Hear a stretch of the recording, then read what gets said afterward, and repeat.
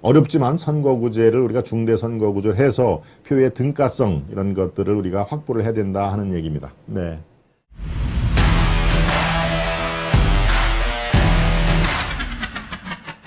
권불 50년, 예, 오자가, 예, 50년, 보통 뭐, 우리가 권불 10년, 뭐, 이렇게 50년 얘기를 하는데, 권불, 예, 권력은 불과 5년이 지나지 않는다라는 의미에서 권불 5년 얘기를 합니다. 우리는 권불 뭐, 10년, 20년, 30년 이런 얘기를 많이 하죠.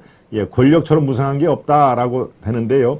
이미 문재인 때 10년, 20년, 이해찬은 지금 20년 동안에 민주당이 집권해야 된다는 얘기를 합니다만 딱 5년 단임밖에 못했죠.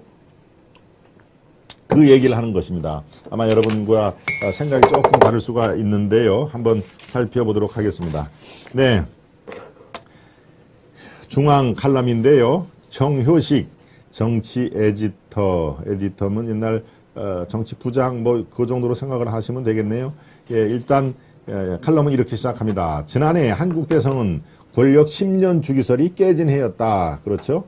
87년 민주화 이후 35년 만에 보수 진보가 번갈아 10년씩 집권했던 경험칙이 무너지고 5년 만에 정권이 교체됐다.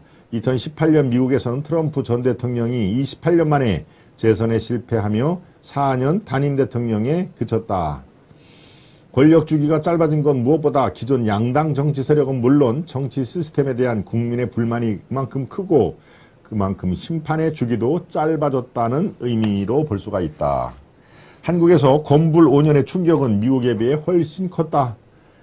미국은 행정부 못지않게 강력한 의회가 2년마다 중간 선거를 치르며 완충 역할을 한다. 반면 한국에서는 대선이 끝난 지 300일이 지났지만 1년 이내 대선을 앞둔 것처럼 양 진영과 지지층의 대립이 나라를 반쪽으로 갈라놓고 있다. 어제도 제가 말씀드렸습니다. 그렇죠. 대한민국, 두동강난 대한민국, 이렇게 정치 지형이 다르면, 예, 이념과 정치 생각이 다르면 아예 밥도 먹기 싫다라고 하는, 예, 조사 결과를 여러분께 말씀을 드렸죠. 네. 정치가 빈부, 세대, 젠더 간 양극화의 해결책을 제시해 공동체를 통합하기는커녕 갈등의 진앙이자 증폭제가 된 것이다. 학계에서는 이미 대결과 반목을 완화하고 협치와 통합을 유도할 수 있도록 정치제도 개혁의 대안을 내놓은 바가 있다. 승자 독식의 현행 국회의원 제도 소선거구제의 개혁이다. 소선거구제란 선거구당 1명을 뽑기 때문에 이론적으로 후보가 10명 이상 출마할 경우 득표율이 10%에 불과할지라도 1등이 당선하고 나머지 후보를 지지한 90%의 유권자의 투표는 죽을 사자의 사표가 되는 제도다. 그렇죠? 예, 버리는 표죠. 예, 자기가 낙선한 사람한테 준 표를 바로 사표라고 얘기를 한 거 아마 알고 계실 겁니다. 당선한 1등이 나머지 대다수인 90%의 민의를 수용하지 않고 10% 열성 지지층을 위한 정책을 펴는 게 용인된다. 다음 선거에서 또 당선만 되면 되기 때문이다. 여기에 수도권과 여타 지역의 인구 비례마저 무너뜨린 불평등한 선거구 획정까지 결합해 1인 1표 등가성의 원칙은 완전히 사라지게 된다. 2020년 4월 15일 치른 21대 총선 결과를 보면 더불어민주당은 지역구 득표율 49.9%로 의석은 60%인 180석을 얻었다. 지역구의 득표율은 50%가 채 안 됐죠. 49.9%. 그런데 의석은 과반이 훨씬 넘는 180억을 얻었다. 이렇게 지금 강조를 하고 있습니다. 2당인 미래통합당은 41.5% 득표율로 34.3%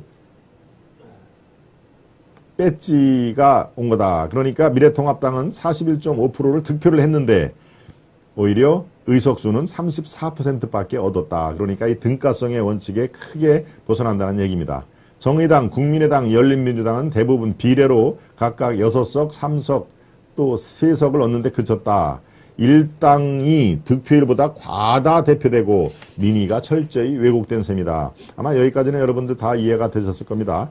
윤 대통령과 김진표 국회의장이 신년사로 중대선거구제 개혁을 정치개혁의 과제로 추진하겠다는 뜻을 밝혔다. 여야는 영호남 텃밭만 쳐다보다가 수도권 과반 유권자의 개혁 의지를 외면해서는 안 된다. 소선거구제 개혁은 공천의 목매게 하는 양당 정치의 폐해를 바로잡는 이른바 정당 민주화를 위한 개혁이기도 하다. 예.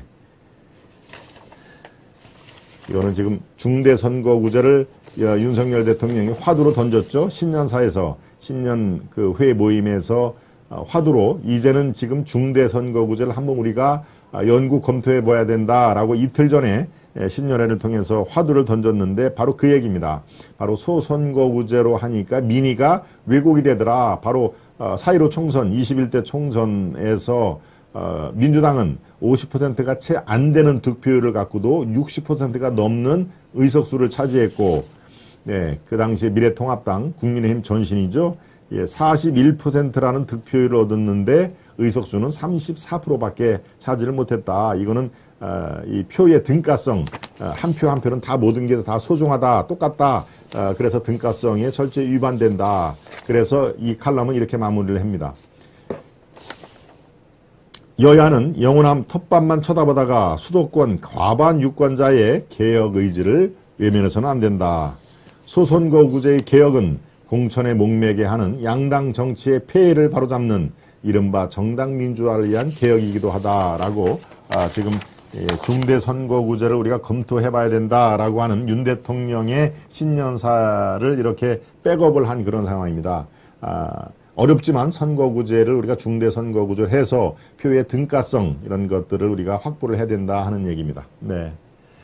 예, 중대선거구가 김한길 아이디어였습니다. 예, 왕돈이님 말씀이 예, 아주 정확하게 이렇게 김한길을 비롯해서 이제 아주 떨어지는 예, 정말 위너 테이크스 올이라는 얘기 아시죠? 승자 독식주의. 소선거구제는 한 표라도 더 많은 사람이 국회의원 배지를 달고 나머지는 다 낙오자가 되는 탈락자가 되는 그런 상황이고, 중대선거구제는 한 선거구제에서 2명 또는 4명까지 당선자가 나오는 거니까 예, 그렇습니다.